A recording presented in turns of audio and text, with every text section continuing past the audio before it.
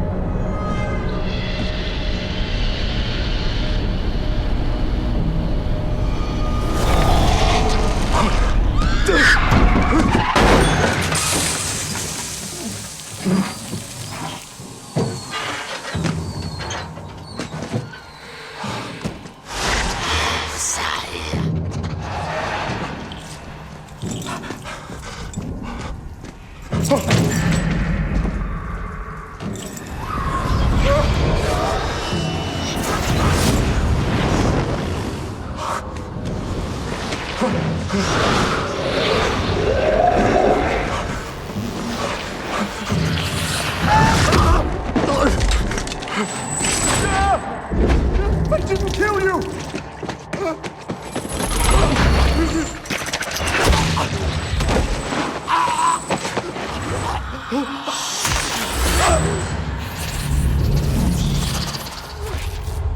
最后，鬼法官处死了罪人。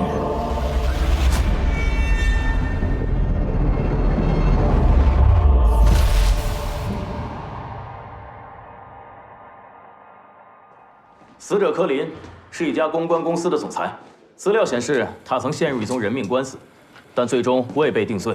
10月26日案发当晚，在死者遇害后的2小时左右，疑犯来警署投案自首。我们赶到疑犯供出的犯罪地点，的确发现了柯林的尸体。疑犯周美，在一间游戏公司任职，已经被我们扣留，目前还没发现疑犯和死者有任何交集。不好意思，说到哪儿了？ 犯罪地点及周边地区，还有疑犯家里和相关的地方，我们都查过了，没发现任何疑犯行凶的证据。疑犯的家属还有同事，我们都做了初步的调查问询，也没有任何异常。无论我们怎么审，疑犯都坚称自己用了一种超自然力量，召唤出所谓的地狱鬼法官，处死了罪人柯林。他还声称这个地狱鬼法官会继续游走人间，处死其他罪人。 我们已经对疑犯做过精神鉴定，结果是正常的。到目前为止，他不肯再和警察沟通，只提出一个要求，直接讲重点，就是要见郭文斌。郭文斌，前刑事犯罪组高级督察。2年前，他和他的弟弟郭文成联手调查一宗连环凶杀案，过程中亲眼目睹他弟弟遇害，之后行事近乎疯狂，多次被投诉连累到整组人，后来主动离职退出警队。这个人。 根本就不可靠。我知道你对他有成见，但别感情用事。郭文斌患有一种十分罕见的超忆症，可以记住经历过的所有事情。这种过目不忘的能力，也为警方破了不少奇案。如果你没有更好的方法，我去找他。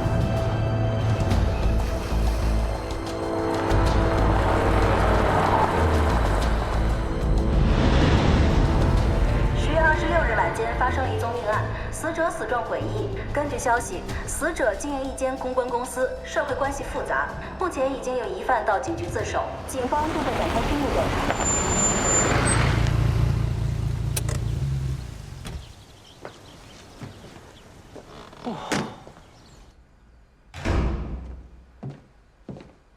喂，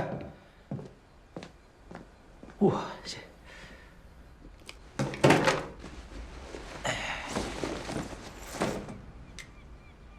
嚯，看来这个挺来劲儿的，一个人喝也不叫上我啊！我戒酒1年零10个月，这些酒瓶摆在这里，只是提醒我曾经醉过而已。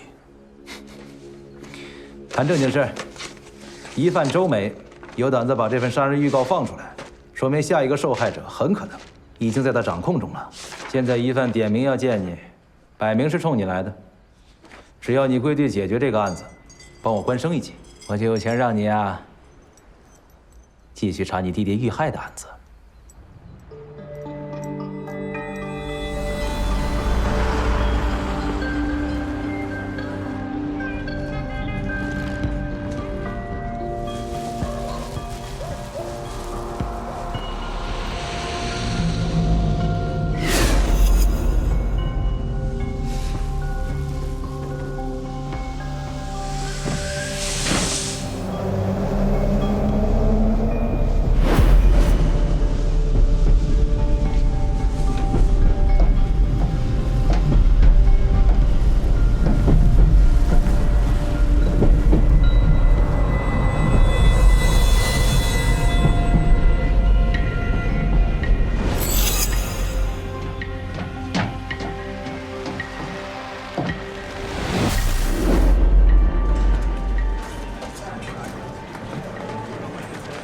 福利院的资料再查一下。嗯。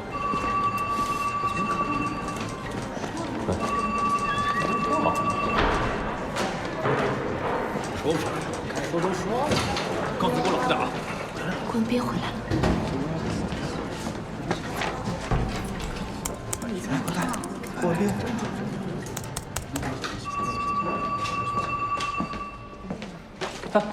喂，不是我的。 现在是你的了。放开我！你老实点。好巧了。都站在这儿干什么？做事了。不做。欢迎归队，你加油，别再让我背锅。你放心，我的锅这么大，你根本背不动。先将福利院的资料发给你。孤儿小鱼走失一点线索都没有，你加紧办理，保证孩子安全。死者的衣物都在这里了。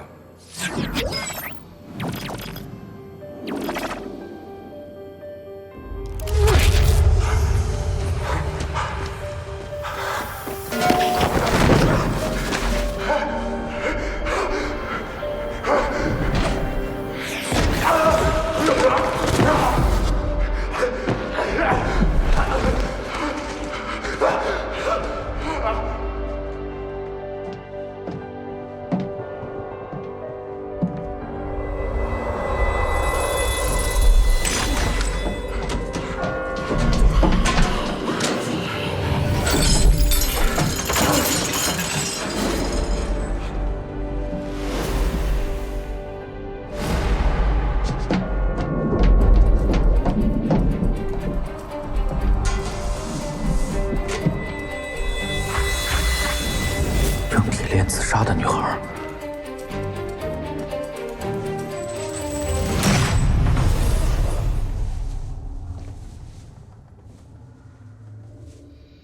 所以我推断这死者先是撞车啊，然后就造成了他这条腿上的外伤。哎呀，今天的股票又跌了，他奶奶的！然后呢，凶手用铁链勒死了死者，把他挂到3楼的围栏上，做成他自杀的假象。还有啊。 这铁链，喂，什么？内置股跌了？对，789，加仓，买入。喂，你来说。哎呀，我的判断不太一样，可能会吓到你。你就说吧。喂，你能看得清楚吗？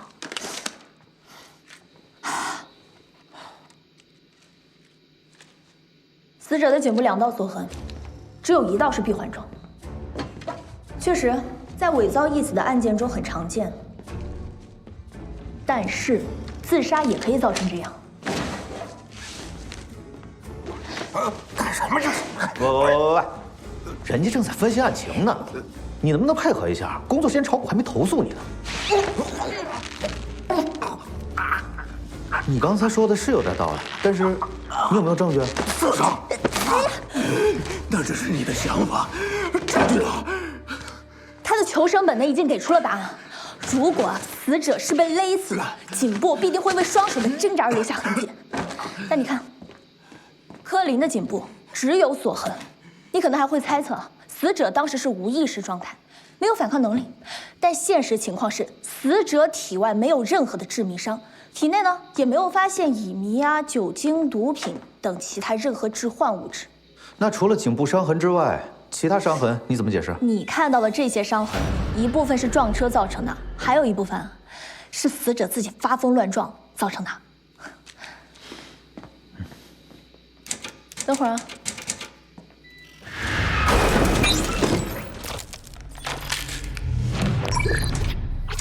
那。以上种种说明，死者根本不是被杀，而是自杀。也就是说，死者很有可能是被某种超自然力量控制，被动自杀。而你的意思是，你也相信有鬼法官？我相信科学无法给出所有答案，就好像法律无法界定所有善恶。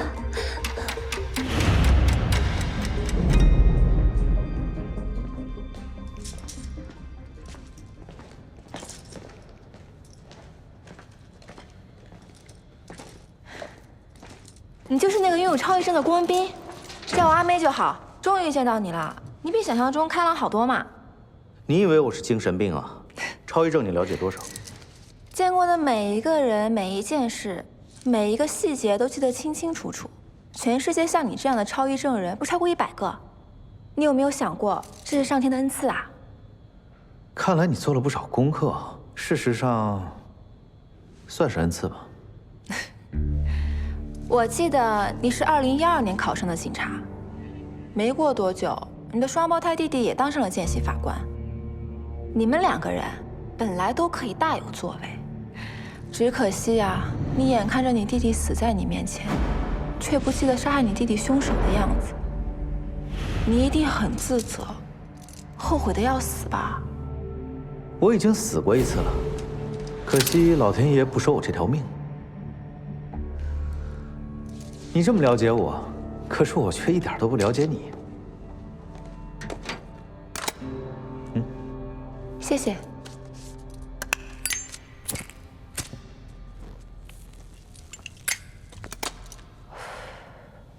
你一定很想知道，鬼法官为什么要处死柯林吧？我记得3年前有个女孩盲目相信减肥广告，结果肥没减成，却患上抑郁症自杀了。后来这家药厂被人告到破产，而设计这个广告的柯林却一点法律责任都不用负。你杀了柯林，是不是想帮那个女孩报仇？是又怎么样？所有的罪人都得死。柯林不是最后一个，鬼法官从地狱而来，游戏马上就要开始。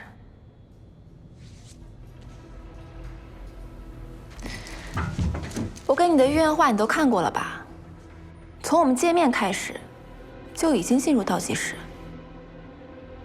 今晚上10点，鬼法官会处死画里的罪人。如果你动作够快，或许能亲眼看到。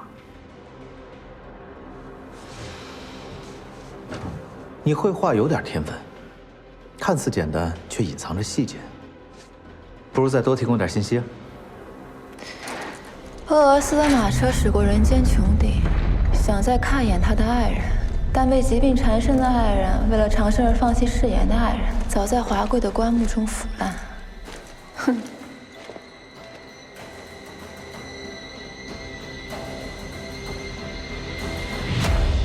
哎，刚出了个爆炸性新闻，你看了吗？当然看了。柯林罪有应得，鬼法官替天行道，这篇报道流量都上百万了。上热搜了，上热搜了！案子背后有冤案，看很多人都开始站鬼法官了。这回黄警官要头疼了。这篇新闻是个记者写的，他已经承认了2个礼拜前他和疑犯在暗网上有过一次交易，预先安排好新闻刊登的时间还有内容。不用查了，周美一定是想杀多少人就买通多少记者帮他发新闻。是啊，现在人家打着公理正义的名号，成为黑暗中的英雄，削弱我们警队的公信力，你说怎么办？再过6个小时他就要杀人了，你有没有把握？有，你相信吗？好幽默啊！事情很严重，你知道吗？我请你回来不是闹着玩的，我告诉你，认真一点。这个案子如果搞砸了，立刻会有人代替我的位置，你知不知道？我的人生高峰就差这一集了，不要害我呀，不然我打扁你啊！黄警官，如果你有空，还是要去看看精神科。报告，黄警官、郭警官。啊，好，打住。对了，我来介绍一下，这是你的助手刘志伟，这位就是郭警官了。喂，你找人监视我不要紧，别让我做奶爸呀。跟郭警官多学一点啊，别整天呆头呆脑的。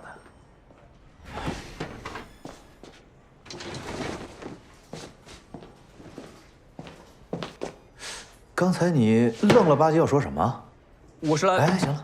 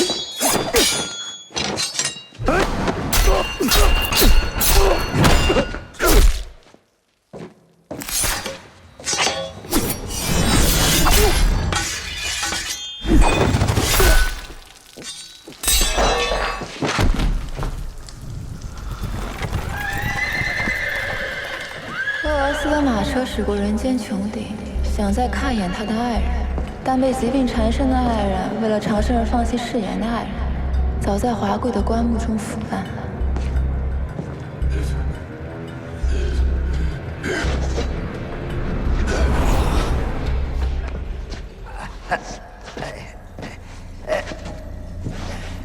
哇，老朋友，竟然潜意识找我要线索了。哎，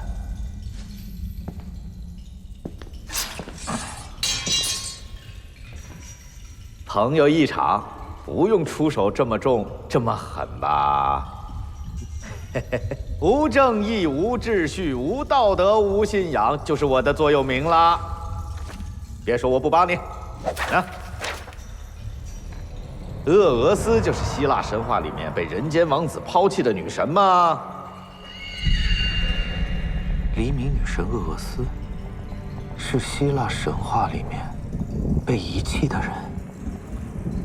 1010是什么意思啊？是日期。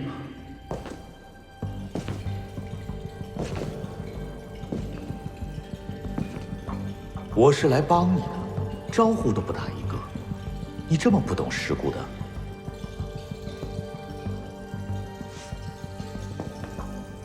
能隔空杀人，这次你面对的是一个高手。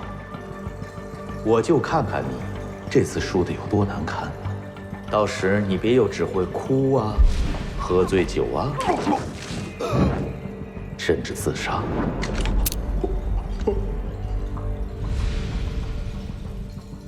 以牙还牙，追求审判的仪式感。柯林被杀是因为他害死过人，那么下一个目标应该也害死过人。哎呀，这幅画里面的鬼法官，哎，将那个男人撕到脱皮吊骨，那个男人以前应该以同样的手法去伤害过别人。哎，既然这个人这么残忍，你为什么还要帮他？本席宣判，罪人该责。我只想知道，他是怎么做到隔空杀人的呢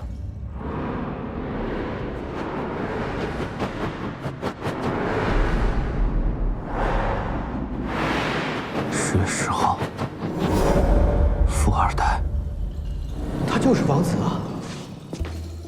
王子做错事也应该受罚吧？你不知道他在哪儿？你的超一症有什么用啊？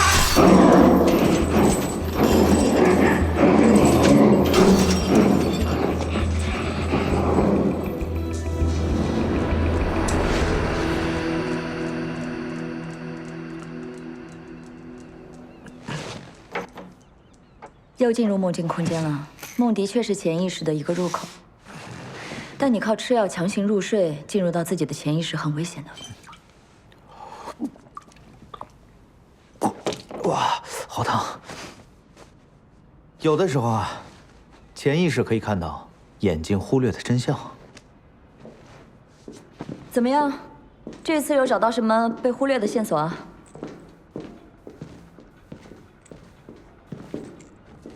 别再用这种方法破案了，你迟早会出现脑功能障碍。立刻停止，接受我的治疗，我可以帮到你。好啊，那你现在帮我看一下这幅画。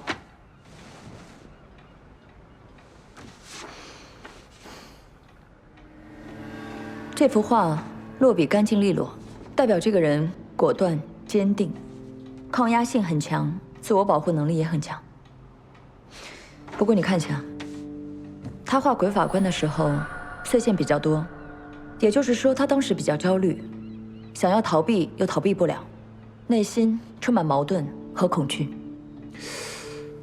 他连自首都敢，还有什么怕的呢？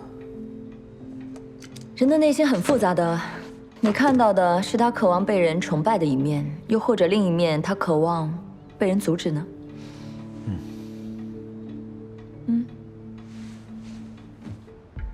谢谢你啊。不用谢。下次再约时间。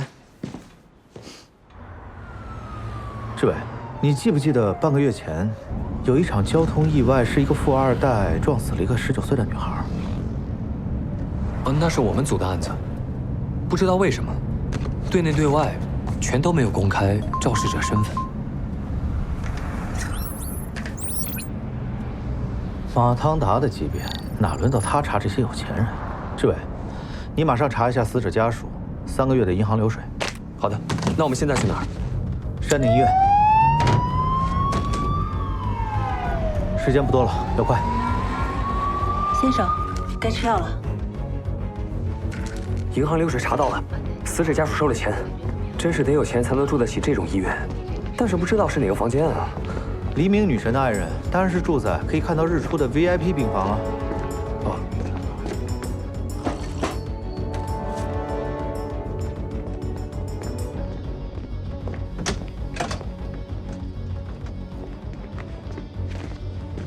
警察，我已经跟你们上司讲得很清楚，彼得患有双向情感障碍，他在完全失去自控能力的情况下发生了意外车祸。什么双重症啊？装病就装病嘛，用钱买通受害人家属和解，其实受害人就是你老板的女朋友。看你的样子，好像被他说中了。你们说话小心啊！再过2分钟，你们全都失业了啊！有没有搜查令？哎，当然有。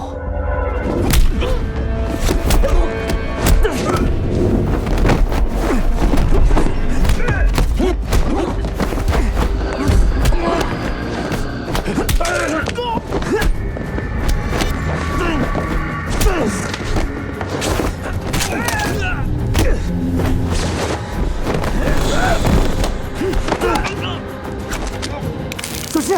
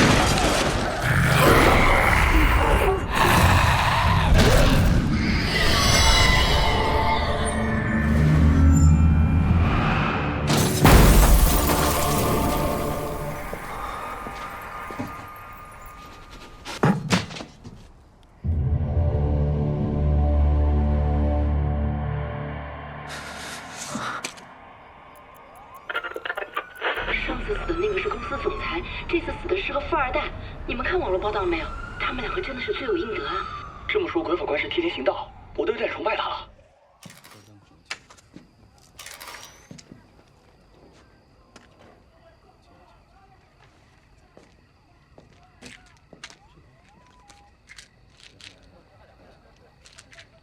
你老板长期服用安眠药啊？不错。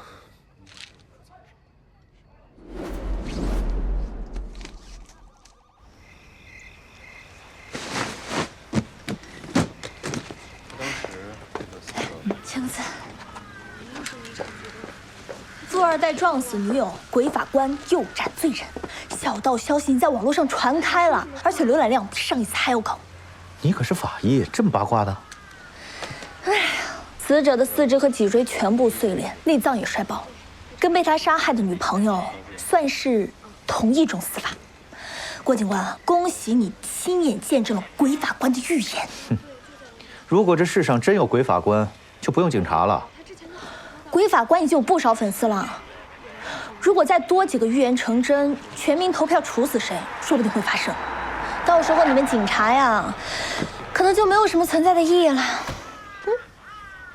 马警官，马警官，鬼法官到底是人还是鬼啊？你们警方到底有没有调查方向啊？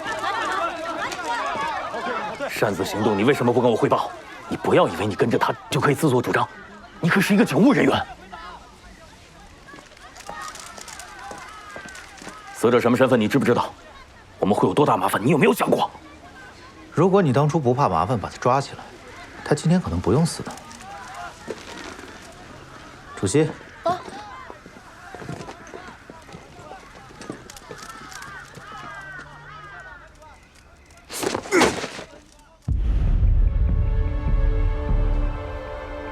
柯林的案发现场。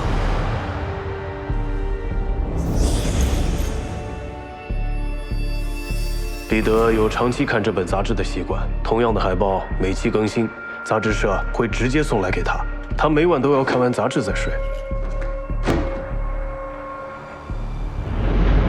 游戏杂志。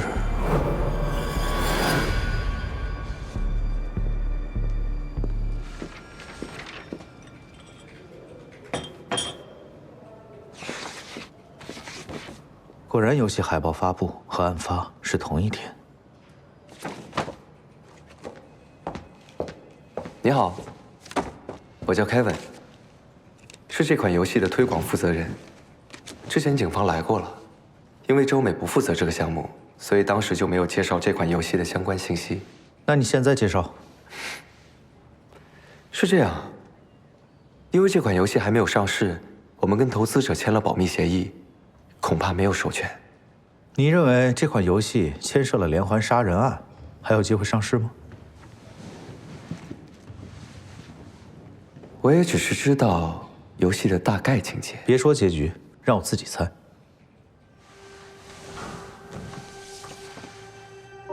这是一款解谜游戏，游戏开始是城市里出现了专杀罪犯的鬼面人，主人公扮演的记者展开对鬼面人的解谜闯关。游戏最后，主人公发现鬼面人竟是被魔神附体后的自己，同时他遇见了杀害亲人的凶手。想要通关，玩家就必须做出选择。你怎么选？归顺魔神，化身鬼面人，杀死凶手报仇。错。先借助魔神的力量处死凶手，最后自杀，永远摆脱魔神。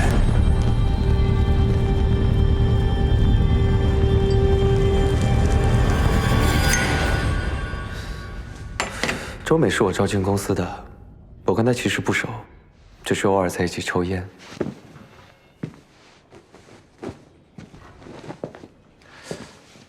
你很配合。喂，李医生，你会不会催眠啊？我不是这方面的专家，但我知道谁可以帮到你。音乐通常被用作催眠暗示的一道指令。这位同学，相不相信自己会被催眠？放松自己，闭上双眼，放松。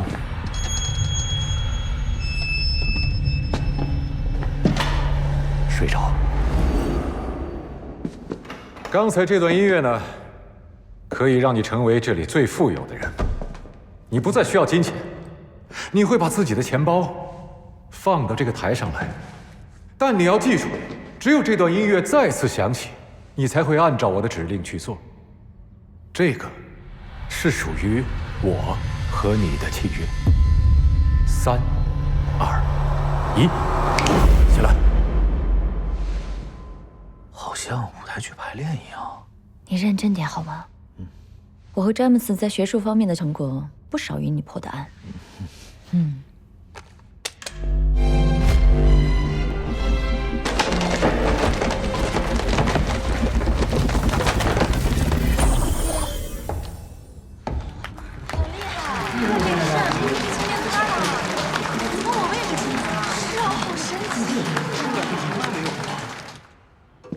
我给你们介绍一下，这位是詹姆斯教授，这位是郭文斌，他在调查鬼法官的案子。这个案子我有听说过，警方呢也问过我关于柯林的事。我和柯林虽然是同学，但我们很久没来往了。为什么不来往？是不是因为他的行为太反常了？他利用心理学上面的技巧，帮一些商业公司做事，通过恶意暗示去诱导消费者迷信产品。对我来讲，这些行为可不只是不负责任，根本就是禁忌。继续。不如这样，坐下来慢慢聊。不好意思，随便坐。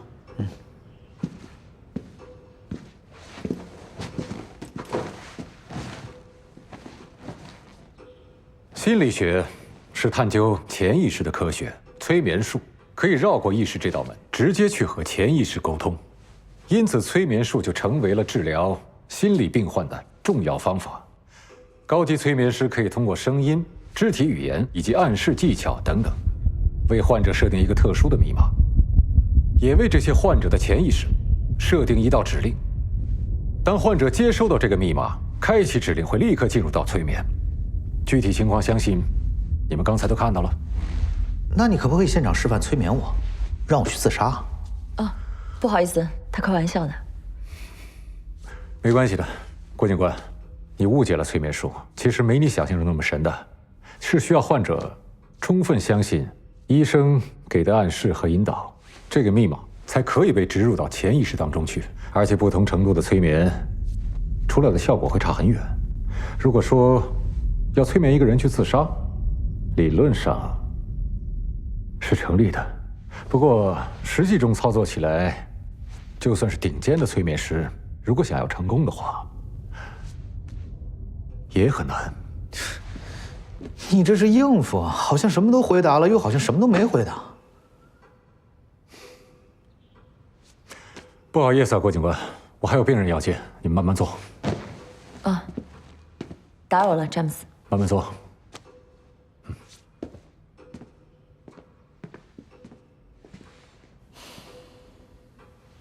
走吧。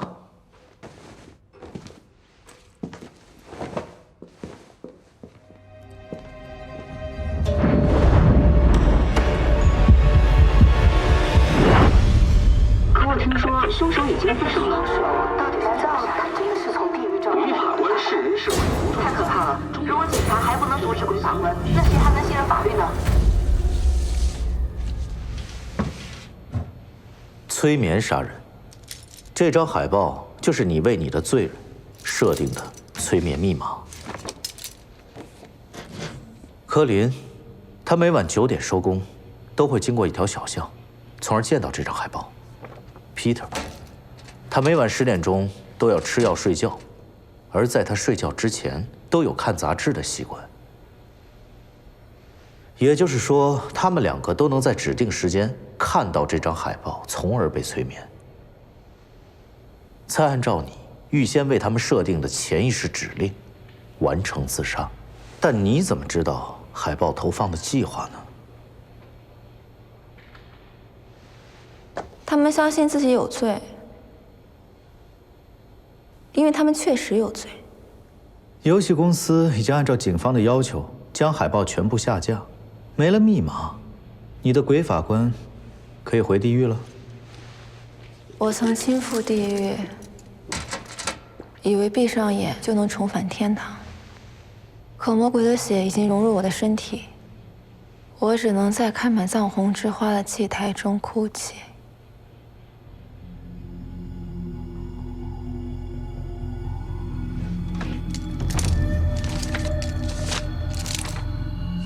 这次没有实现，就当感谢你请我喝咖啡喽。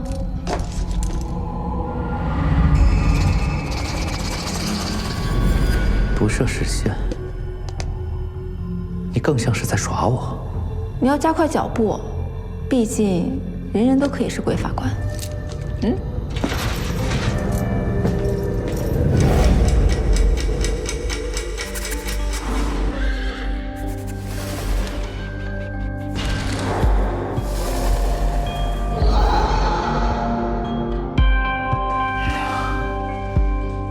人人都可以是鬼法官。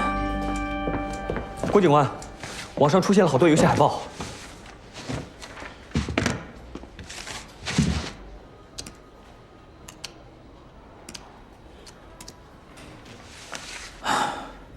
难怪不设时限了，因为这些海报随时可以催眠下一个罪人。太可恶了！凶手竟然利用公共关注度借刀杀人。别被罪犯激怒。是。你有没有发觉这次的预言跟之前的有什么不同？之前是用希腊神话隐喻受害者的遭遇，这次他用了第一人称。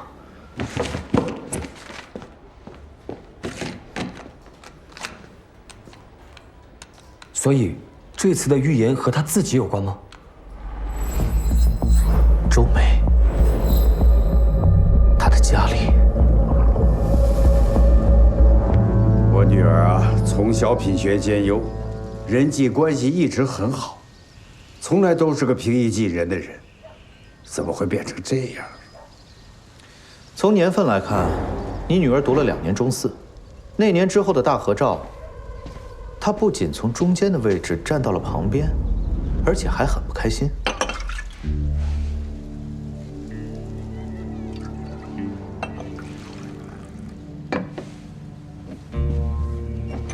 自从那年之后，他再没和你们拍过合影。还有这些奖状都是留级之前拿的。那他留级那一年，究竟发生了什么事啊？因为我女儿病了，所以停学1年。什么病？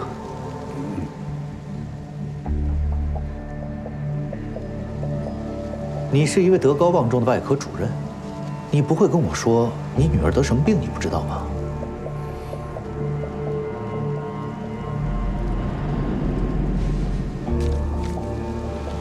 唯有爱心能造就人。天堂福利院儿童失踪案。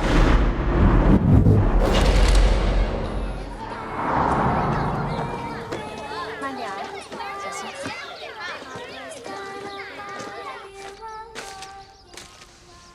他是这里的志愿者，平常不怎么说话，但人还是蛮好的。我们这儿的小朋友都特别喜欢他，包括这个照片，都是他帮忙拍摄的。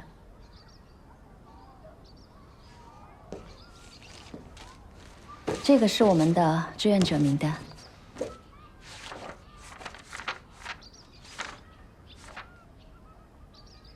我猜他用的是假资料，因为警方调查发生在这儿的失踪案的时候，都没发现他。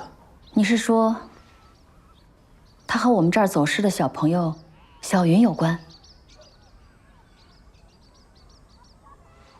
哦，这是福利院史。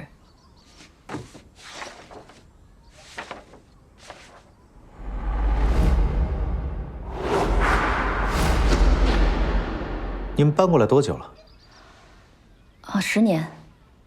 改过名字吗？之前叫爱城，现在改名叫天堂福利院。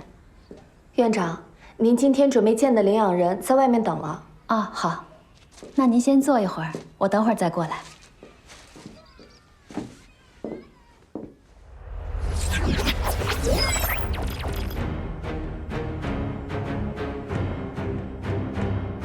鲍雨明，就是逃过法律制裁的人。我曾亲赴地狱，我曾亲赴地狱，以为闭上眼就能重返天堂，以为闭上眼就能重返天堂。可魔鬼的血已经融入我的身体，我只能在开满藏红之花的祭台中哭泣。我只能在开满藏红之花的祭台中哭泣。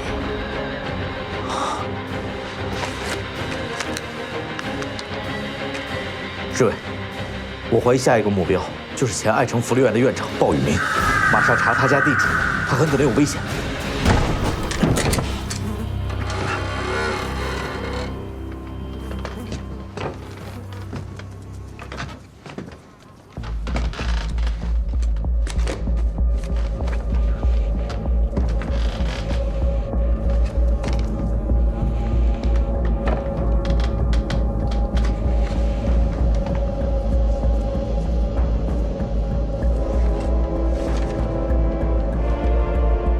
为自己犯下的罪行诚心忏悔，愿神将我打下地狱，让我永受折磨。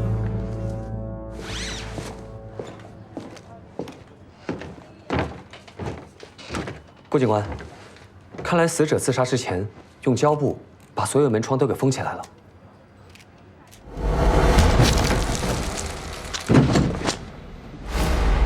是。可是，在我进来的时候，我一点都感觉不到胶布的粘连。你看，也就是说，在我进来之前，有人比我更早的来到这里，发现尸体。死者是烧炭自杀，死于一氧化碳中毒。初步推断，死亡时间大概是2周之前。那个时候，这间屋子全都是烟雾，跟原画里的死法一样。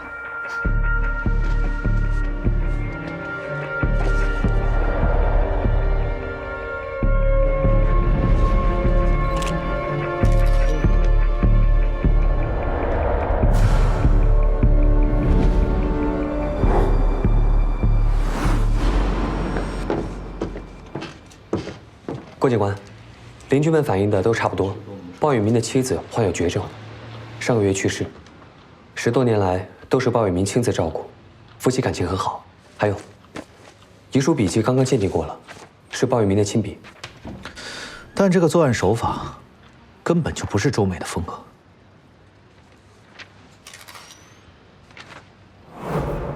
去化验一下这滴水渍是什么？是。郭警官，水渍的化验结果是眼泪。就当我被你说服了，那帮人的确该死。你赢了。还没结束呢。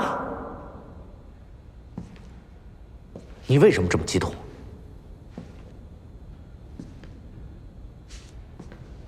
一个被催眠自杀的人，在写遗书的时候不会流眼泪。鲍宇明是真心忏悔而自杀的。你不设限期，不是因为人人都是鬼法官，而是当你找到他的时候，他已经死了。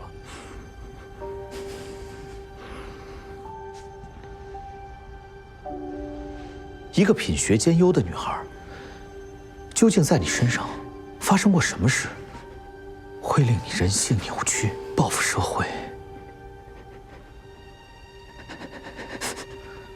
你想杀的人都已经死了，你究竟要杀多少人才会满足？我说了，还没结束呢。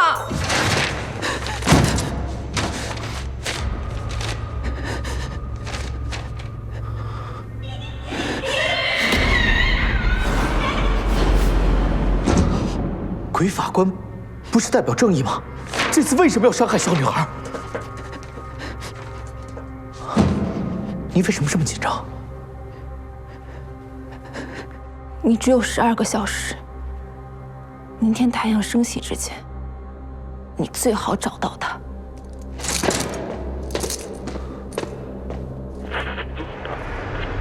鲍宇明到底是不是违禁犯啊？鬼法官的审判，我看错不了。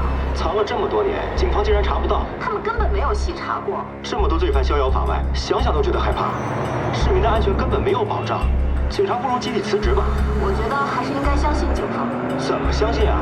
我听说，负责鬼法官案的警察，曾经因为调查凶杀案，连累他弟弟被凶手报复，亲人都保护不了，更不可能指望他能保护我们了。小云是在10月25日被发现失踪的，也就是柯林死亡的前一天。失踪现场没有出现游戏海报，福利院内部和附近的监控也没有拍到他和疑犯。这次没有谜语，小云会不会凶多吉少啊？收拾东西。鬼法官连环凶杀案和天堂福利院儿童失踪案，从现在开始，我们这组负责。喂，干什么？我没收到命令。你还没闹够，已经死了2个人了，现在又多了一个小孩。小孩啊！案子交给你，只会害死更多的人。2年前那个案子，要不是你弟弟又怎么会死？你知不知道补颗牙多少钱？啊！喂！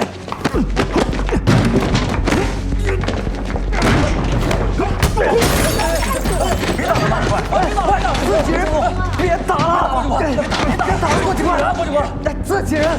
郭警官，喂，你们2个，谁更能打？跟我打！郭文斌，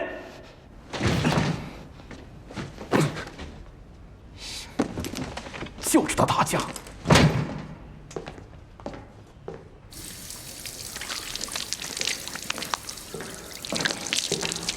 哎，我以为你变了呢，结果没有。有什么需要变吗？上吊自杀的少女，被车撞死的孕妇，全部都是无辜的。你也希望有人能够站出来，可以惩罚那些害死无辜者的凶手吧？嗯？哎，对了，你记不记得你第1次接手凶杀案的时候，我跟你说过什么话呀？是不是别被罪犯激怒之类的那种话，否则会离真相越来越远？嗯，还真长记性了。不过刚才我是被警察激怒的。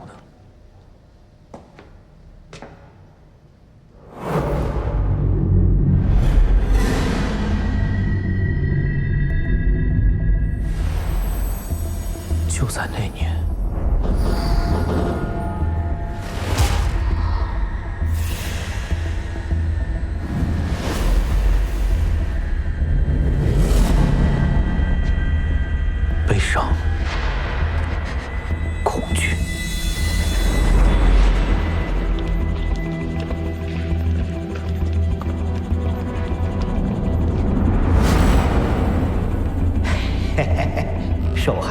也有可能是杀人那个，杀人那个也有可能是受害人呢。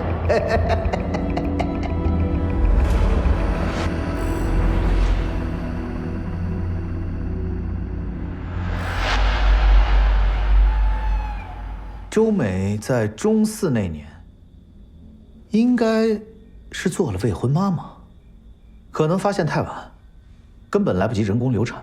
你所说的她有病休学那年，其实是在生孩子。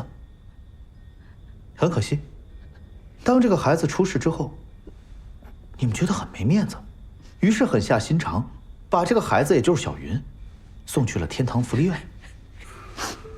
总之，我现在心里已经没有这个女儿了。现在你想怎么样？现在不只说你女儿小云也失踪了，你一时要面子害了他们2个，表面上装着自己很高级一样，你最低级，就剩个壳。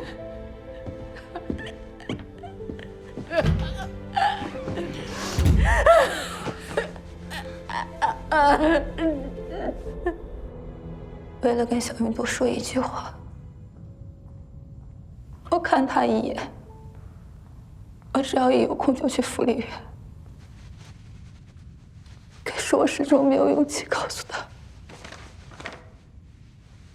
我就是她的妈妈。就因为你女儿被劫持了，所以你被迫以凶手的身份去自首。凶手发给我小云被绑架的视频，告诉我应该说什么，应该做什么。挺大的声音，应该是个年轻的女人。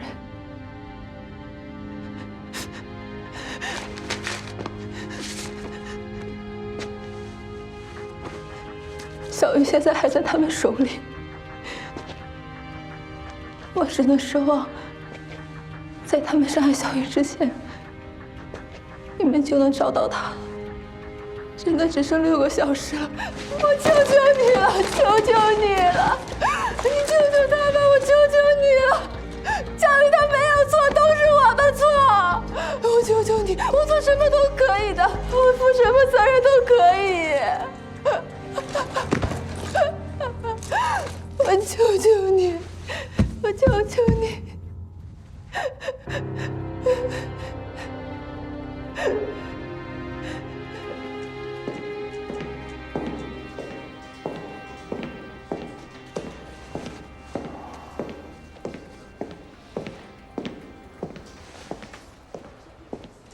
这位，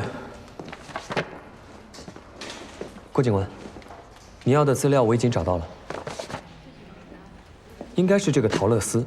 小云失踪前几天访客记录里，他的名字出现了很多次。陶乐斯一定是个假名。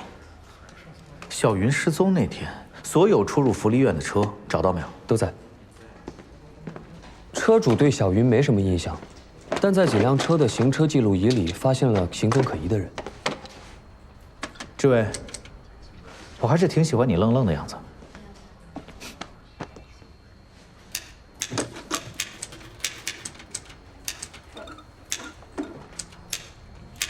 暂停，回放。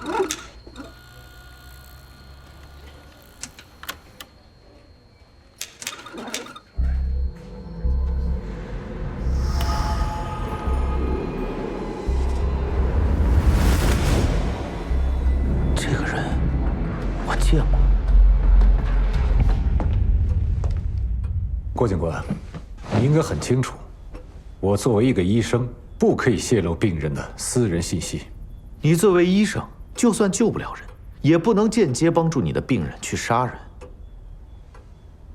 如果我把这个消息放在网上，你会上热搜，你会做网红，甚至你的学生会要求以这个课题来研究一下，并且你还涉嫌犯罪。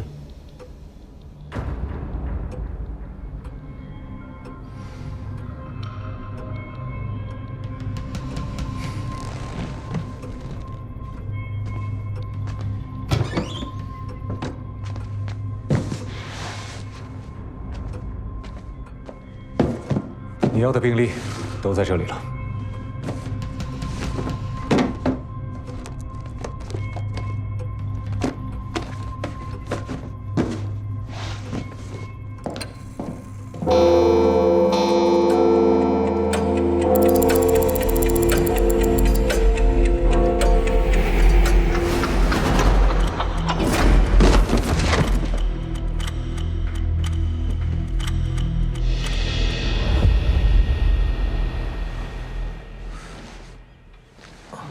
你在詹姆斯家晕倒了，他叫我去见你的，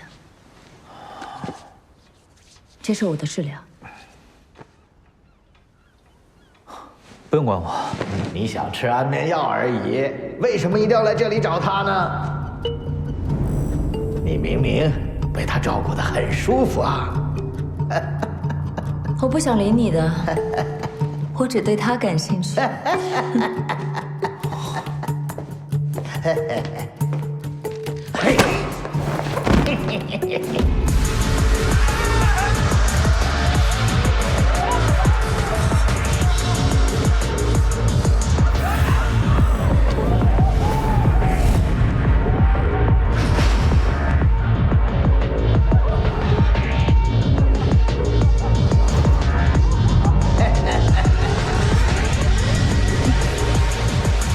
我曾亲赴地狱，以为闭上眼就能重返天堂，可魔鬼的血已经融入我的身体，我只能在开满藏红之花的祭台中哭泣。第二个谜语不是说周美，而是说凶手自己。惊喜吗，我的朋友？你的女皇归来了。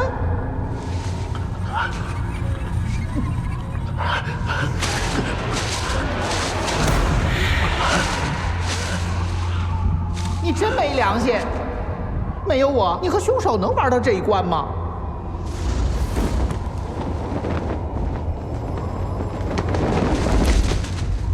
你越来越冷血。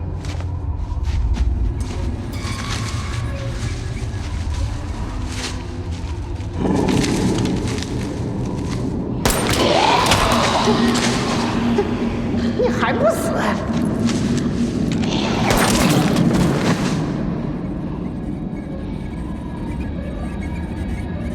你看看你，我杀了他，你都没所谓的，哼，你就是觉得他们该死。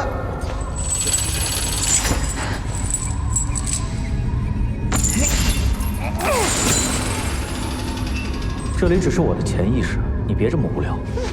我就这么无聊，这个简直就是多余的。你看什么看啊？没见过混血儿啊？哼，你还要看是吗？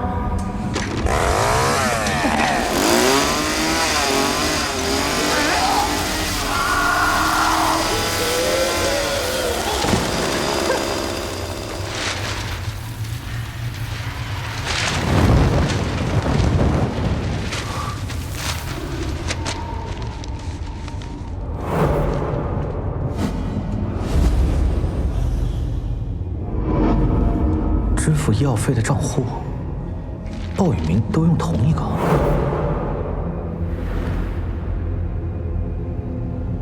少了一张，凶手拿走了一张银行卡。你还想知道点什么？我可以告诉你啊，包括你的心理治疗师对你有没有兴趣。你见过凶手又不记得，以前这样，现在也这样，你连自己为什么来这里都不知道，傻瓜！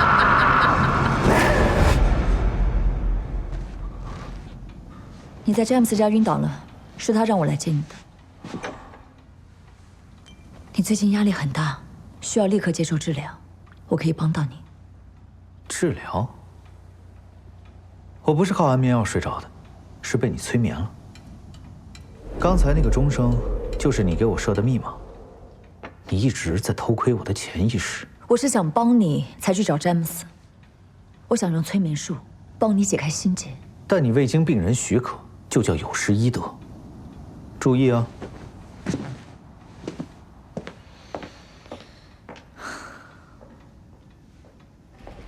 郭警官，您让我查的银行卡我已经查到了。我发现有一个叫王哲的人，定期给鲍宇明汇款，我已经查出他资料了。王哲中年离异，独居无后，是爱城福利院的创办人，但在鲍宇明发生猥亵案之后，他就转手了福利院。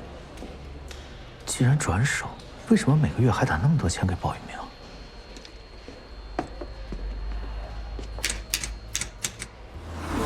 当年警方接到受害人匿名举报，称在福利院被一蒙面男子猥亵多年。警方在调查中发现，院长鲍宇明的办公室里曾有未成年人的那一根假发。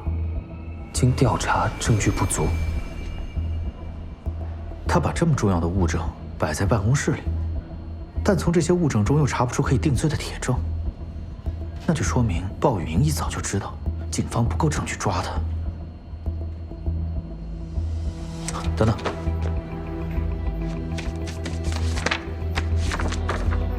这个伤痕，4根手指。鲍宇明只是替死鬼，王哲才是这个猥亵事件的主犯。詹姆斯派人送来的病人档案已经核查过了，他们都没有可疑，凶手根本就不在档案里面。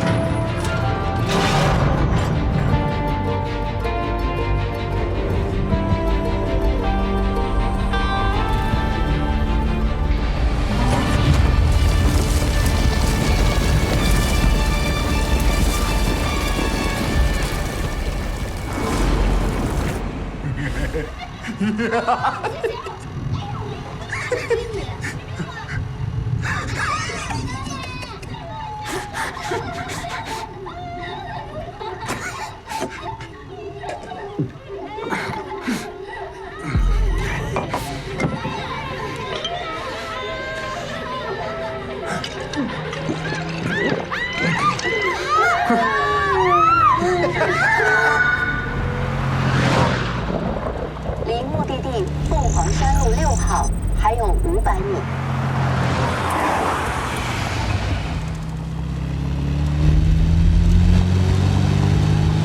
先借助魔神的力量处死凶手，最后自杀，永远摆脱魔神。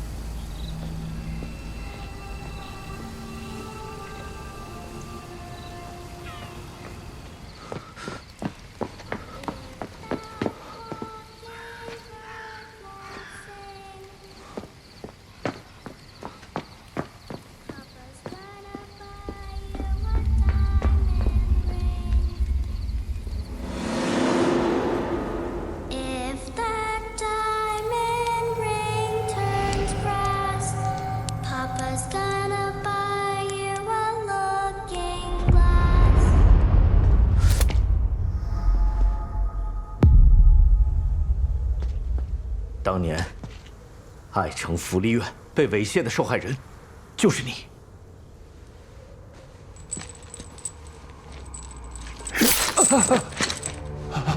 魔鬼在折磨我的时候，总是用丝巾遮住我的双眼。要不是你按时给鲍玉明封口费，我都不知道你就是那个魔鬼。他伤害你就叫做魔鬼，但你杀了那么多人，又怎么称呼我？鬼法官。原本，你以为伤害你的人就是鲍玉明，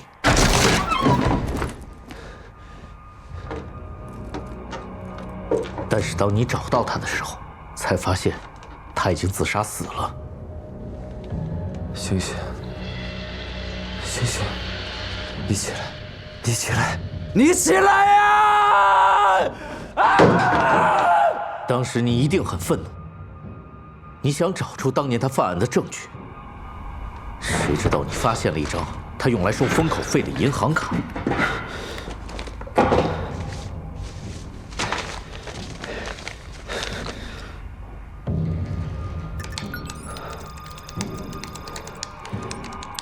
你一直查，一直查，终于被你查到了，是王哲。你认为这个世界根本没有公理可言。当你看到游戏海报的时候，无论是故事还是形象，都令你产生代入感。从那一刻开始，你认为自己就是代表正义的鬼法官，所有的罪人都应该由你亲手审判。于是，你就对你认为是罪人的目标进行监视。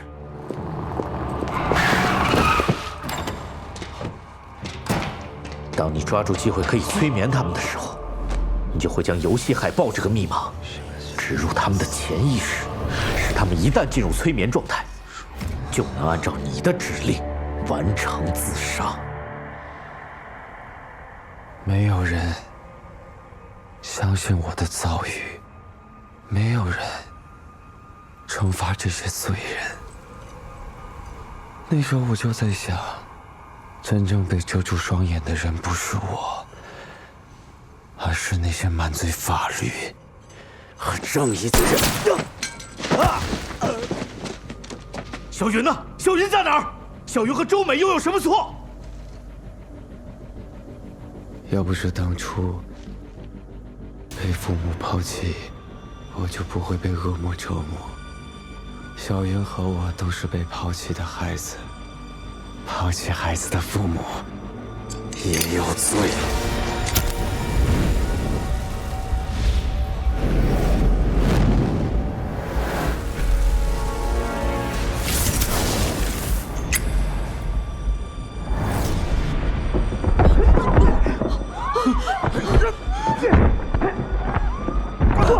是不是你做的？我弟弟是不是你杀的？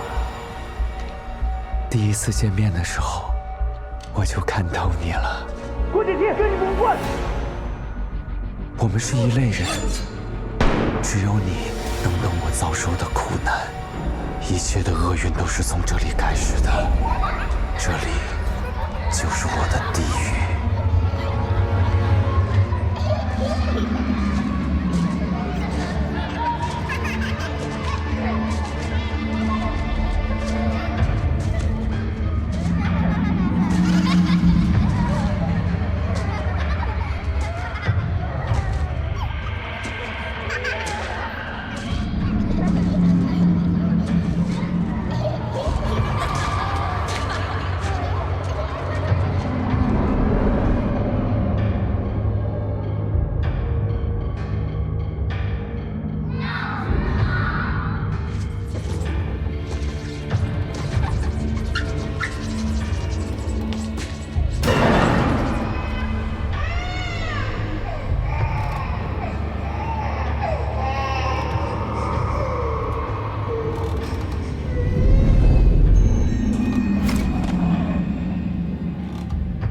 第3章预言画里面失踪的小朋友，不是小云，是你，凯文。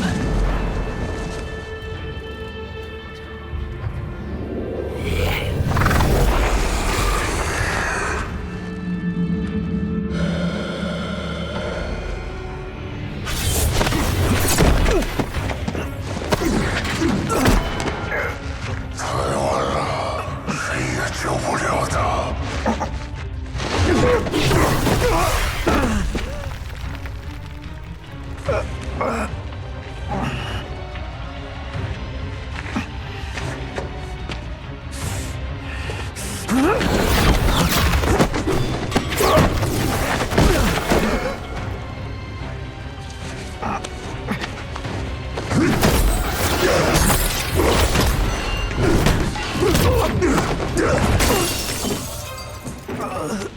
寇林、皮特、鲍玉敏、王哲，他们都是罪人，全部都该死。但法律给了他们什么惩罚？没有。这对那些无辜的人来说，公平吗？正义吗？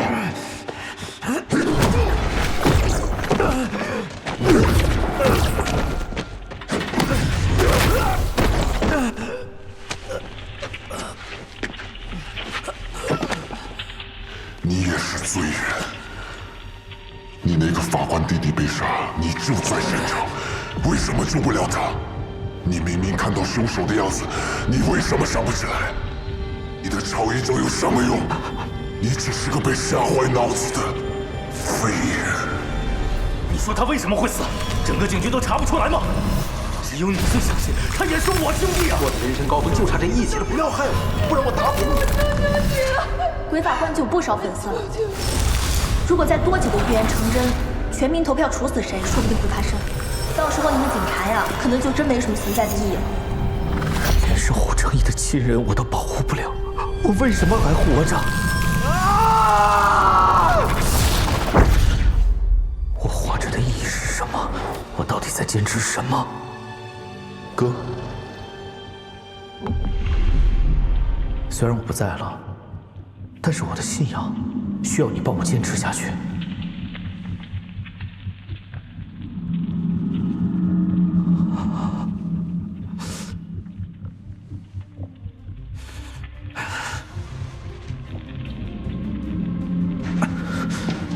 我跟你不一样，你的眼里只能看到仇恨，现在的你只是个魔鬼。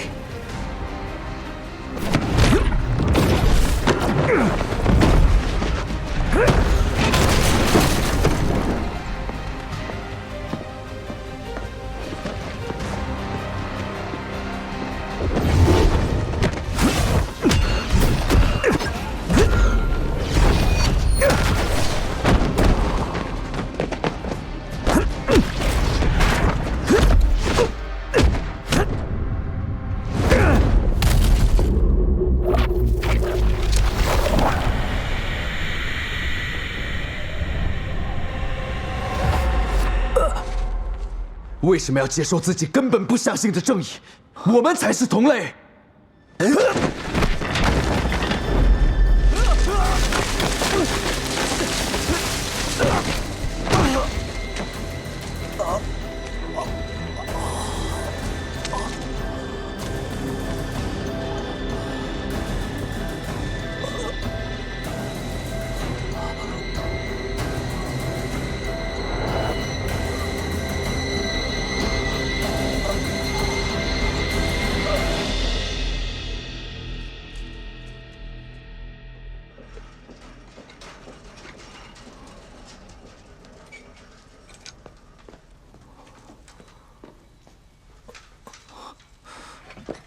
你醒了？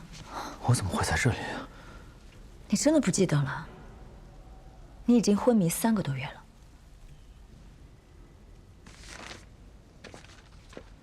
你和凯文摔下了楼。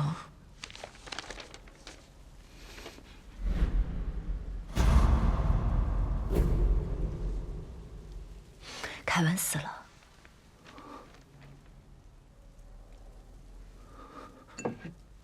喝杯水。那小云呢？凯文都死了，小云又怎么救得活？或许凯文说的对，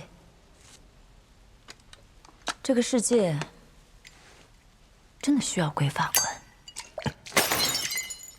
慧兰是不会给我喝冰水的。我弟弟跟我说过，正义必须由法律来彰显，而这一点也是我的信念。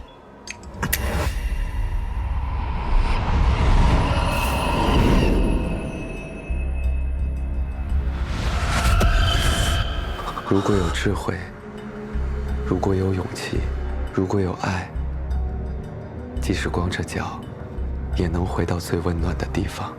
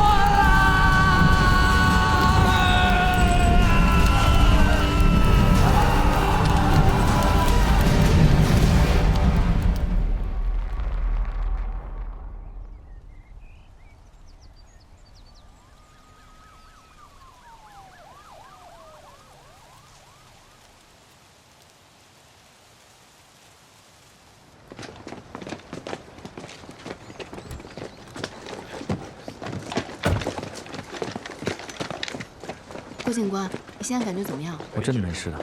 郭警官，你没事吧？没事。这杯咖啡，你的。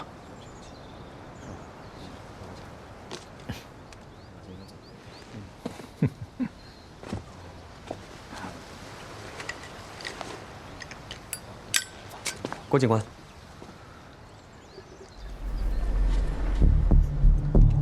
小云，还来得及。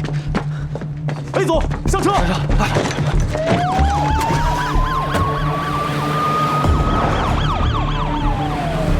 郭警官，现在去哪儿？陶乐寺。智慧、勇气、爱，就算光着脚，都可以回到最温暖的地方。没有任何地方像家一样温暖。周美被凯文骗了，小云其实一直被藏在周美自己家里。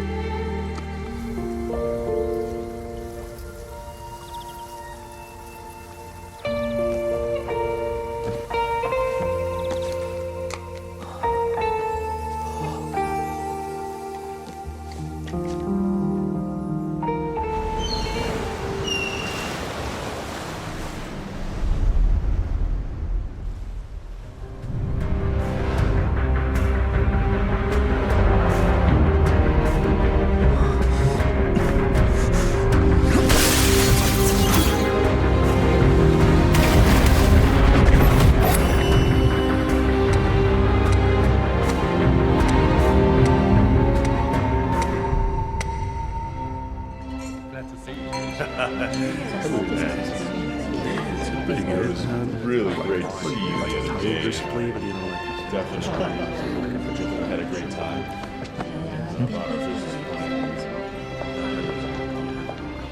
凯文杀王哲是为了报仇，但科林和 Peter 跟他一点关系都没有，而且他们犯的案也都没人知道。那凯文是怎么发现的？最重要的是，凯文是你的病人，他的催眠术都是你教的。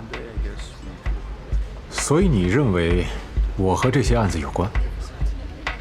你利用他的心理问题，暗示和教唆，让他相信自己就是代表正义的神。科林和 Peter 做的事，你都看不过眼。不过你怕弄脏自己的手，让凯文做，你就干净多了。郭警官，你想象力真是丰富。我愿意配合警方协助调查。如果有证据的话，会有的，一定会。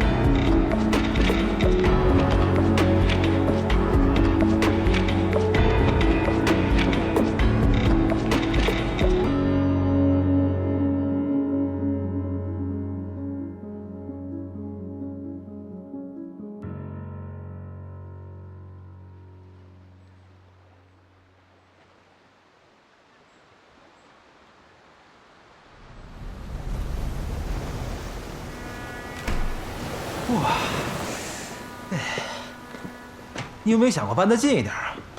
连冷气都没有。来尝尝这个，最近新发现的美食店。这么早下班？下个礼拜庆功。我不会忘记一帮兄弟的。我打算成立一个新的专案小组，由你负责。辛苦你喽。哼，大家都辛苦吗？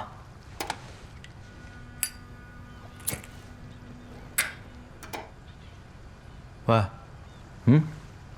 答应我的事呢？忘不了。